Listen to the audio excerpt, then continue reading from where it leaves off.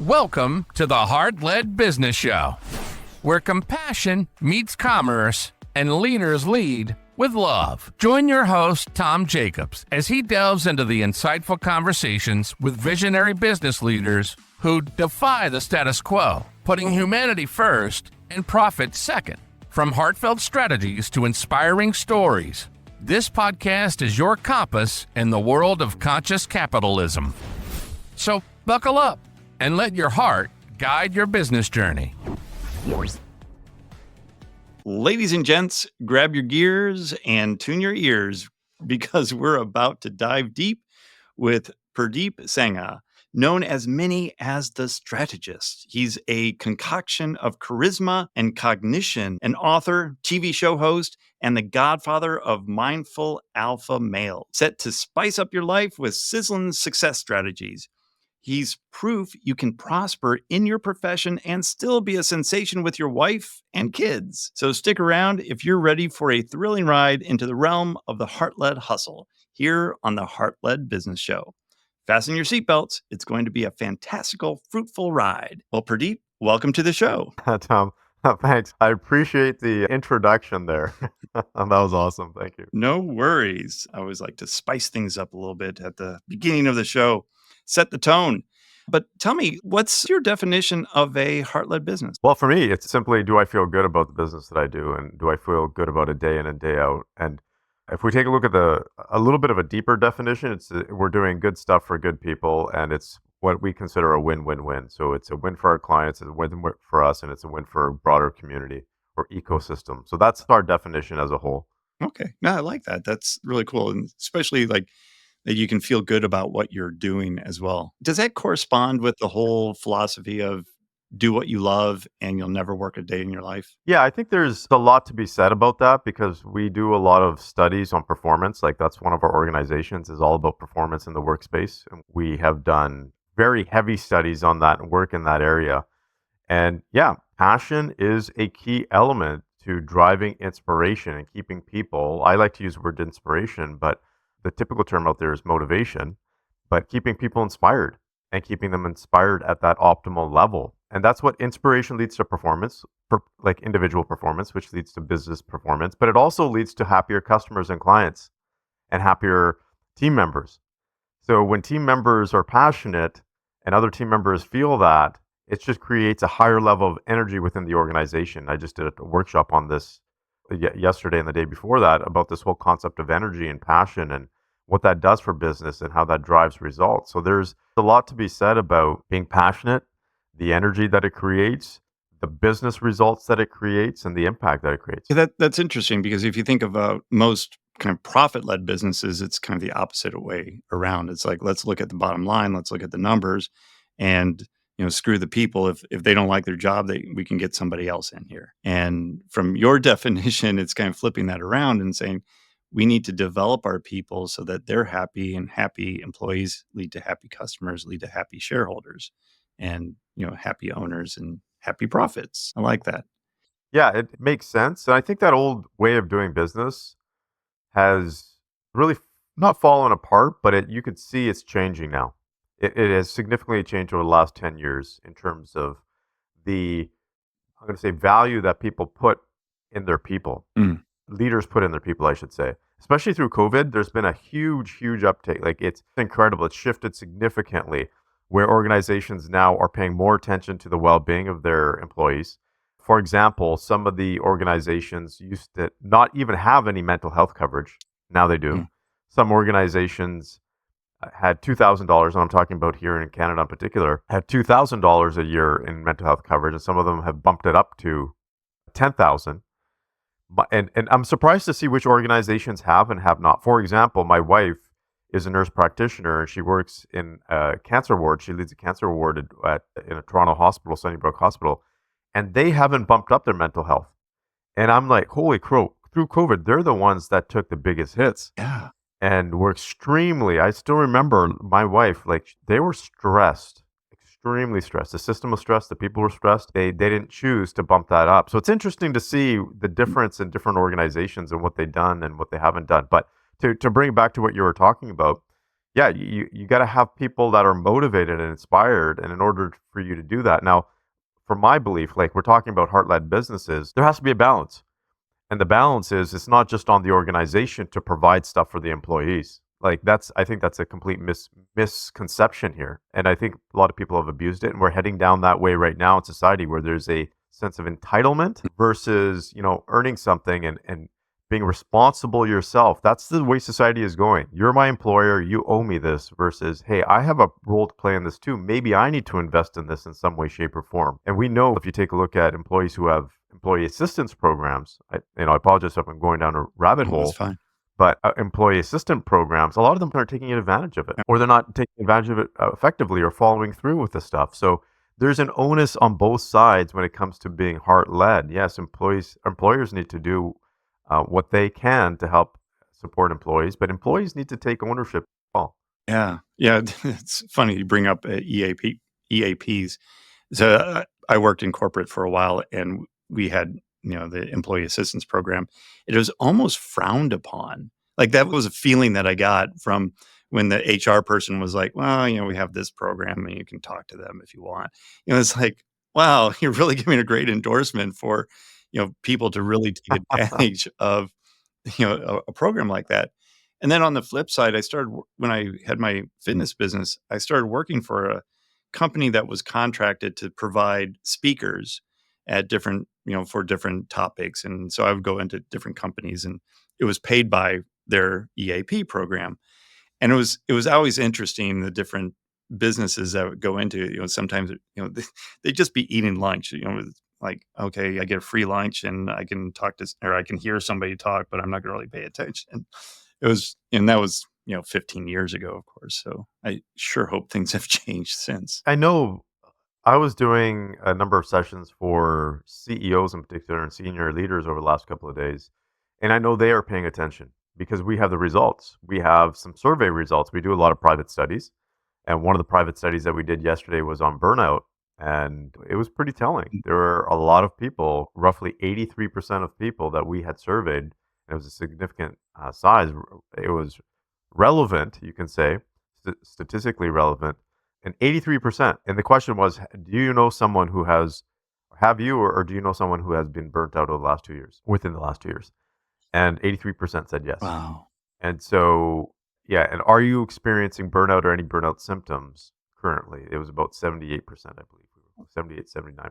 Wow. Yeah, it's high. Mental health has gone up on the rise. I have my theories around that, but that's a different subject there. Whole But nother show.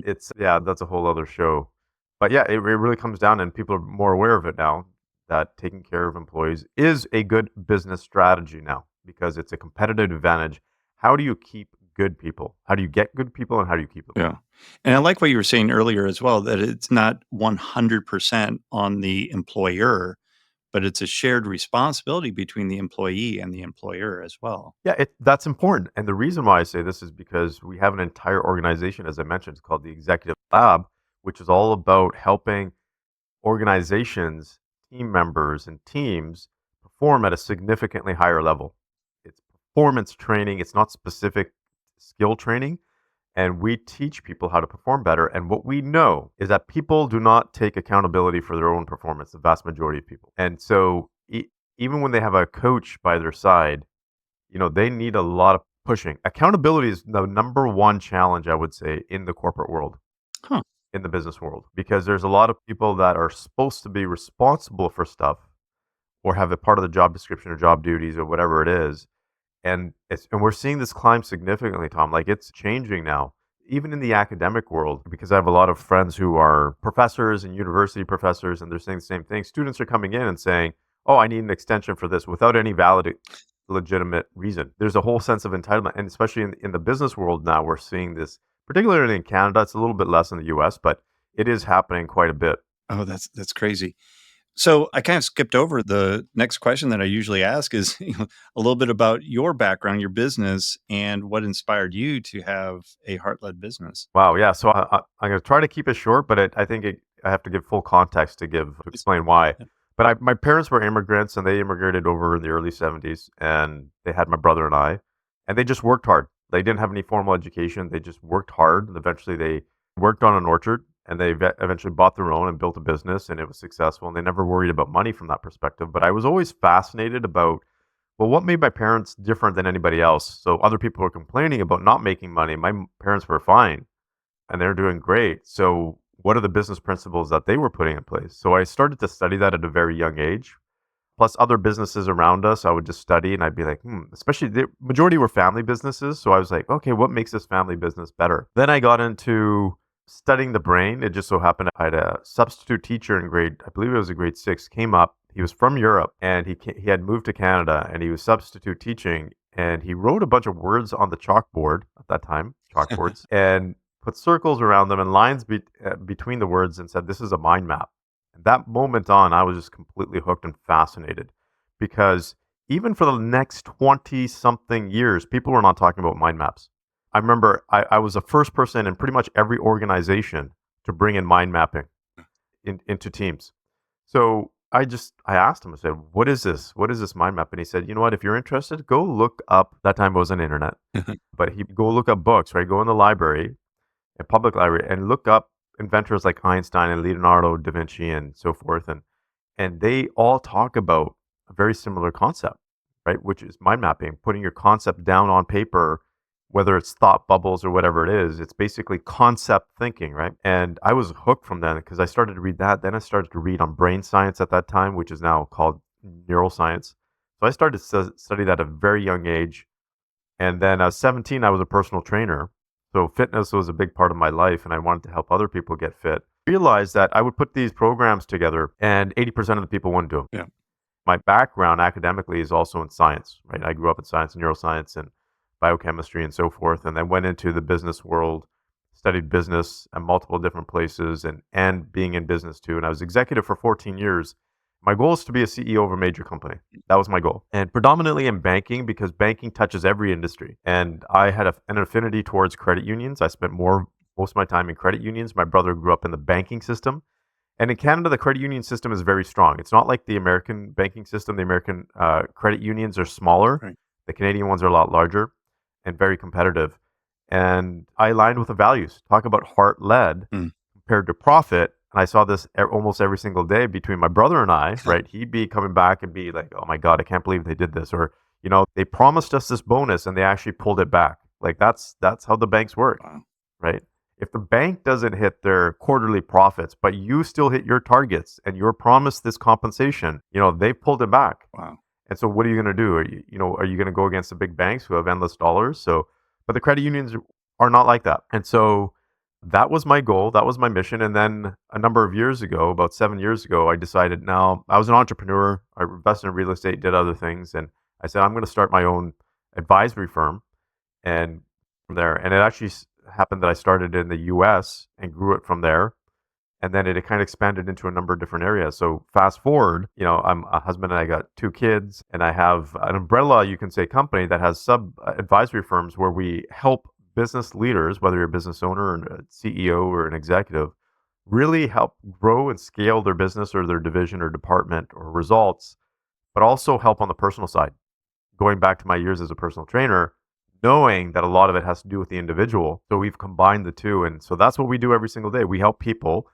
It's ultimately this one question people ask, like, what's your driving factor? It's to answer this one question, which is how can business leaders or professionals perform at their highest potential and live a high quality of life at the same time? So that's what we do. Yeah. So what does that transformation typically look like for a stressed out CEO that's put on weight and health is bad and second heart attack? What does that transformation look like once you've worked with them? That is very much the norm. You know that, right? Because being in the industry. Yeah. So what it looks like is, first of all, for the vast majority of people, depending on also their gender, right? Men will hold off to the very end. Women are more open to it. They will come forward depending on the challenges that they're having in their life. And then first step is really awareness, right? And openness. They need to be open. And then what happens is they need to be aware that they need to do something different. And then what it comes down to, depending on their challenge, right? Some of them might have, like you said, the health challenge. So the health challenge for us, we take a look at someone that has a serious condition like that, right? We make sure that, okay, are they actually staying in touch? Because we're not medical doctors from the perspective we're going to take care of your heart disease. We just want to make sure you have someone that's taking care of that. But we have functional medicine expert on our team. Good. Who then takes a look at it and says, because the traditional medical system is not going to take a look at that. What are the root causes? What's the lifestyle like? What's your gut health like? Your blood markers that doctors don't typically look at different things. And then we will also connect them. We have an extended team. We will connect them with the right professionals from a fitness perspective, because we don't do fitness. We do health and nutrition. Fitness is a different category that we don't focus on. We focus a lot on the cognitive, emotional, and physical health from an integrative medicine perspective, but not necessarily fitness, right? So we will connect them with the right professional if they want to work out, have a workout plan and regimen and that kind of stuff. So that's what it kind of looks like. And then we work with them and we touch base with them. When I say touch base, it's more like an advisory / coaching at least once a month, if not twice a month. Some of our programs are group, right? Some of our programs there's a group of executives. So everybody's speaking the same language. And I think, Tom, this is the most important thing is if you take people through as a group, then no one feels isolated, because we worked with individuals like a CEO we do a lot of private and confidential work, right? No one on our team, like some of the work that I do, no one on my team even knows that we have this client. So some of that, because they're going through some private challenges, like, okay, so they've had a heart attack, but they don't want anybody to know. Like they don't want anybody to know, because you can't be a CEO of a major corporation and it publicly be out there that they've suffered 2 heart attacks. The stock prices dropped. So this sensitivity and confidentiality is very, very important. So add on that, right? That pressure to these CEOs, because now they can't tell anybody. It's not like they can be public about it to a lot of people, because it's a sign of weakness for them and the organization. So it's kind of how do I say it? Sometimes it's like a dance. You got to be really, really careful in terms of that approach and how you go through it. We had a CEO last year who went into the hospital and I couldn't get a hold of him. I'm like, what happened? I had no clue he was in the hospital. But he literally came out a week and a half later and said, hey, Purdeep, I'm sorry I didn't get back to you, but I was in the hospital and the doctor said I might not make it. They told my wife he's got 48 hours. If he makes it, he makes it. If he doesn't, he doesn't. Oh, wow. Because his organs were shutting down. He just did not take care of his health. He thought he came down with COVID and just tried to go. It wasn't COVID. It was another, you can say, a health challenge that he had developed over a period of time, which he completely ignored. And so what does that look like? In this extreme case, he left the organization because it was too high stress, too high pressure. They, as a board of directors, they weren't managing the organization effectively, and he just couldn't deal with it anymore. So it really depends on the person. For some people, they have to make a significant lifestyle change like that. Other people, if you catch it fast enough, then you can transition and make certain lifestyle changes and work changes. Wow. Yeah, that's crazy. Thinking about bringing in that people aspect to the organization. So you have this high driving executive that is profit driven. You got to get the quarterly results every quarter. How are they bringing in the people aspect when that's not part of the DNA that they grew up with? Well, I think again, as I think leadership has changed. And I think leaders now realize they need good people. And in order to do that, they got to train them. They got to take care of them. So I think a lot of people are aware of that. Now, the challenge, though, is they have, just like anybody else, they have dilemmas. And the dilemma could be, hey, look, I have this person on my team who I know maybe should be paid more, but we don't have the budget for it. Right? So maybe there's something else that I can do to help this person, right? Maybe something else. Maybe I can give them more vacations. Maybe I can, do something in some other way. Maybe I can acknowledge them more. Maybe I can give them some kind of a task that they love or a project that they love, right? So there's different ways of doing that, but it really comes down to, there's some basic stuff. Every organization should have a career development plan for every single individual, right? And that is what sets the stage, because if you take a look at the career development plan, and you keep it updated and the people are working towards it, your results will get better too, and you'll have the budget to be able to help out. But again, it's a tricky one because I'm in business too. I run businesses, and sometimes I'd like to pay people more, but then I'm like, I just need to see more results in that particular area. And I'm a firm believer of performance compensation. Like you perform and I'm going to pay you the best of the best. And that is, I think as organization, going into this side, I think we need to do more of that, because if people take accountability for their performance and they perform at their top potential and they get paid for it, that's a win-win for everybody. Yeah. Right. But here's what we also know. Here's what stats show, and our research shows too. The average person, their performance fluctuates by up to 65% any time of the day, or any given day of the week. So someone can show up performing at a 9 out of 10 this morning and be performing at a 3 out of 10 this afternoon. Wow. And this is the interesting part. They'll give us a technical skill, but it's what we call the performance quotient, which technical skills can help you improve that, but it doesn't necessarily do that. That's why I've spent the last literally 25 years trying to figure out what performance really is. And we finally came up with these elements of performance. Now we go into, when we work with organizations, now we can pinpoint and say, this is what performance is. This is how you measure it. This is how you change it. And we teach people and individuals how to change their own performance, because here I think we're going to have a massive shift in the next 10 years, is we've always put it on leaders to drive performance, right? If you're a better leader, you know how to communicate more, you know how to inspire people, it's going to improve performance. But only to a certain degree, because guess what? You can only inspire them so much or watch them 24/7, right? You're not a babysitter. But if you teach people how to perform better themselves, keep themselves inspired, and understand themselves in terms of how performance works, you're going to be far more effective as a team, as an organization. So that is the difference, and that's what we do. And it's just like anything else. They don't teach us a few core skills in school, or even in the workplace. Like in school, they don't teach you about relationships, right? They don't teach you how to have an effective marriage or relationship. Oh, that'd be nice, right? Yeah, that'd be great. Yeah, financial management is there. It's starting to come in school, and they're starting to put it in a little bit, but it's still not as effective, right? Relationships, and they don't teach you how to learn. This is the biggest, I'm going to say, excuse my language, screw up of the academic system, is they don't teach you how to learn. There's actually a science behind it. I actually learned this when I was starting the brain science part, where Tom, I had learned how to have photographic memory, study properly. I could go into a test and score 100% without even fully having to study, because there's a methodology behind it that you can use, and your brain works a certain way. But we don't teach that in school for kids. But imagine what could happen if we actually taught them how to learn effectively. Yeah. So they can actually absorb that material. And then no one teaches us how to perform. And performance is important, unless you're on a sports team. But even on a sports team, it's technical. The performance element, like they're starting to bring more into it. I love, the Ted Lasso is a great show. If anybody hasn't seen it, it's a great show, because they talk about performance psychology in there and the impact of that. And so these different elements now. But coming back to this, I got a little bit off track, but if we paid people based on performance and people knew what performance was, then I believe organizations, it'd be a win-win-win.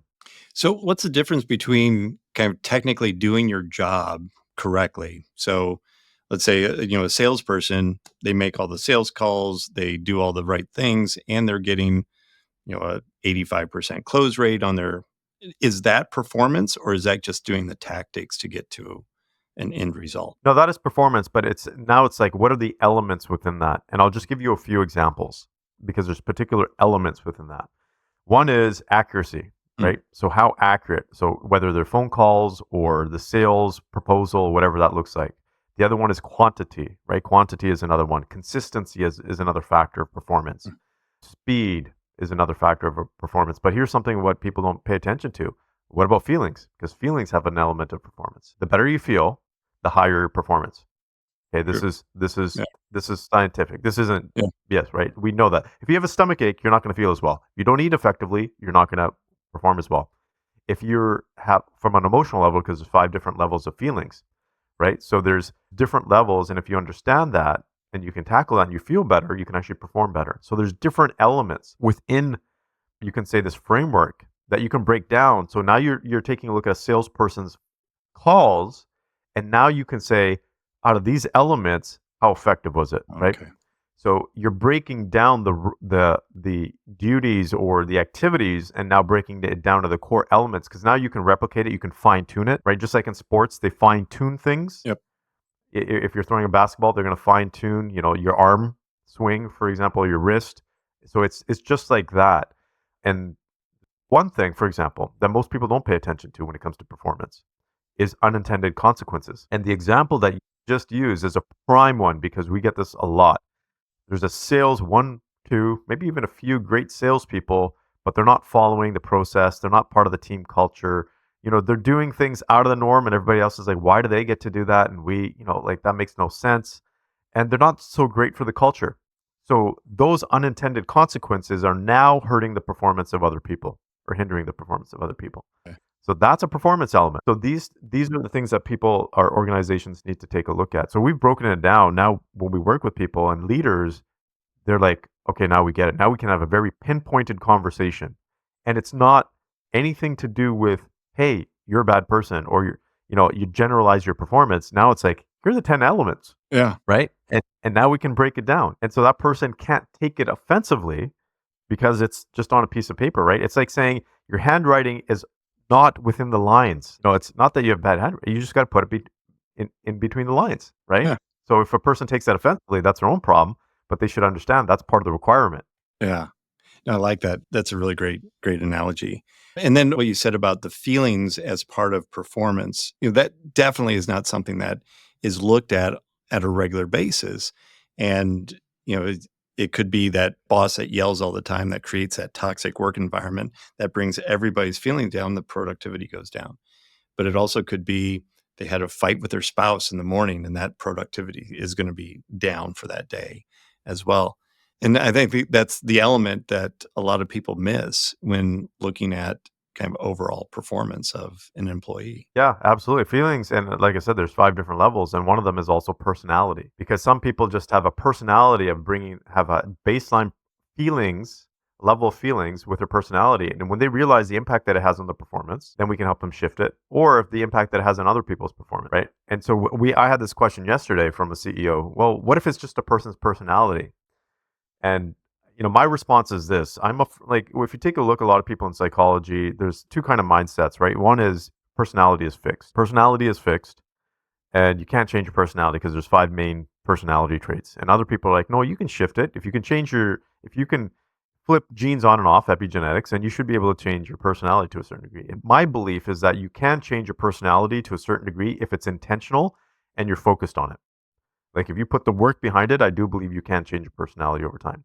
But I don't think your personality dictates the feelings that you have as a baseline as a person. That's your mindset. That's how you've grown up. That's basically who the people that you've been around. But once you identify what that looks like, then it's not easy, I should say, because it's not easy to change your baseline from a feelings perspective as a person. But when you're more aware, consciously over time, you can do it. Like I've seen people change over the period of a year where they've been not so great in terms of the feelings that they brought to the table to a lot better. And awareness can be a huge one. There's a CEO that was in the room again yesterday that said, my family, he's like, a few months ago, my family said, you're a drain when it comes to the energy in this house. Like, you just bring bad mood with you. And that was a huge awakening for him. And I give him a lot of credit to be able to share that with a group of other CEOs and be vulnerable. He realized that and he had to change his ways. Now he's not 100% there, but at least it's acknowledged and he's aware of it. Yeah. I mean, awareness is like the number one thing, right? When there's a problem, you have to be aware that it is a problem before you can address it and fix it. So yeah, that's interesting. And, getting back to kind of the profit and we're kind of wrap up, I want to be cognizant of your time here as well. How does that shift the profit side of it then in terms of balancing the people, the performance, and then making sure that the business is creating a profit at the end of the day? Well, I think maybe I'm oversimplifying it for people, but I think it makes sense when people understand this. When people are happier and they perform better, then the results will be improved, and then the productivity and the product and the clients, better client experience too. We do a lot of work on client experience. You're going to have a way higher client experience when people are happier and performing better. And guess what? That's going to lead to higher revenues. And bottom line, that's going to lead to higher revenues. And it's also going to be people leading to, there might be a small cost to it, like an investment that you make in training people or programs that you put in or whatever that looks like. But that cost is going to be, it's going to be minimal compared to the profit that a person or an organization is making compared to the results. Take a look at this. Here's an analogy, because a lot of the work that we did, they've done research, billions and billions and billions of dollars of research in the sports industry. Yeah. Right. And that's the kind of analogy we brought in the business world. But take a look at it. The best sports teams, for example, rake in the cash. Yeah. Right? Because people are excited about it. There's an energy level. They get to the championship. They win the champ. And then, it creates this momentum. So when people perform in an organization, it's a very similar thing, is you just get better results and you make more money, bottom line. Yeah. And you're winning and everybody loves to win. Yeah. And so if people are happier, they're coming to work happier, clients are happier, you're making more money, like that, what else would drive your heart? when we're talking about heart-led business than that, because we have a saying, feel your best, perform your best, achieve your best. It's simply that. Yeah, love that. But it can be a problem when cash is tight and you need to install these programs to get everybody happier. But it's like, I think you said this a few minutes ago too, is like, we want to invest in our people and all this, but I got bills to pay and these suppliers and all that. And it's at Yeah. crunch time. How do you coach Yeah. a CEO to, find that balance and invest in the people for the long term? If you don't make enough revenue, you're not going to be able to keep the business because you're not going to be able to grow, expand, innovate, right? And keep up with your competition. So I think people need to understand this, right? I think employees need to understand this.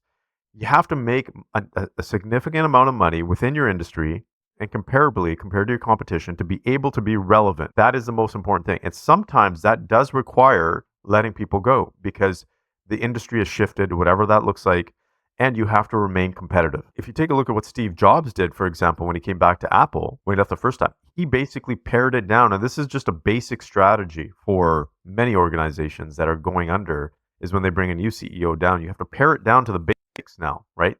Strip a lot of the excess fat off, whether that's people or divisions or departments or products, and figure out what's working and what's not working. It's part of the system. Now, if the economy drops, right, you have to save the business. And I think there's a difference though, Tom, and the difference is this. There's a difference between greed and understanding sustainability. There's a difference there. Yeah, that's key. And that is there's a core element. Not that I'm against publicly traded companies, because we need them, right? It's a way of investors making money. Yep. And they're the largest companies around the world typically. But I have a thing for privately owned companies because they're privately owned and they have one, two, maybe a number of different shareholders that are more intimately involved in the business and understand the people, whereas publicly traded companies are owned by people around the world you don't even know. And their number one goal and gain or reason to be part of that company is to make money, right? And that's why I prefer credit unions over banks, because credit unions, the people that bank there are the owners. They're the shareholders. They're the members. Whereas banks, you're owned by whoever owns the stock and you don't know. Right. So there's a different motivation. A publicly traded company, their motivation is bottom line profit growth. That's it. Yep. However you have to get to it, it's bottom line profit growth. Whereas a private company could be growth, but still, yes, we need to take care of our people. So that is something that we have to take into consideration. I'm not, again, knocking publicly traded companies, but I think there's a different perspective. And if a privately owned business is getting rid of people to maximize and optimize profit without taking care of the people, then it becomes greed. I like that. The greed and sustainability. Yeah. That's a really key differentiator. I like that. That's a good nugget. Cool. Thank you so much for coming on the show and sharing your wisdom with the audience. I think this is a great conversation around the heart-led business. How can people get a hold of you if they would like to learn more about what you're doing and the work that you've done? You can find me at purdeepsangha.com. That's our main website. And I'm most active on LinkedIn, not super active, but out of all the social media profiles and platforms, that's where I actually will respond. Right. No Snapchat, no TikTok, Instagram, even minimal. But LinkedIn is a place to feel free to reach out and connect. Awesome. Well, great. Well, thank you again for coming on the show. I certainly appreciate your time today. And I wish you all the best in the future. Yeah, thanks, Tom. I appreciate you being an awesome host. So thank you. No worries. And thank you, listeners, for watching the show today. I really appreciated it. Make sure you're checking out what Purdeep is doing, and all that information is going to be down in the show notes, and we'll be linking all of those social media profiles as well, so that you can get a hold of them if you'd like to. And also, if you could do us a favor and give the show a rating and review, that does help spread the word. And I certainly appreciate that as well. So until next time, lead with your heart. You've been listening to the Heart-Led Business Show, hosted by Tom Jacobs. Join us next time for another inspiring journey into the heart of business.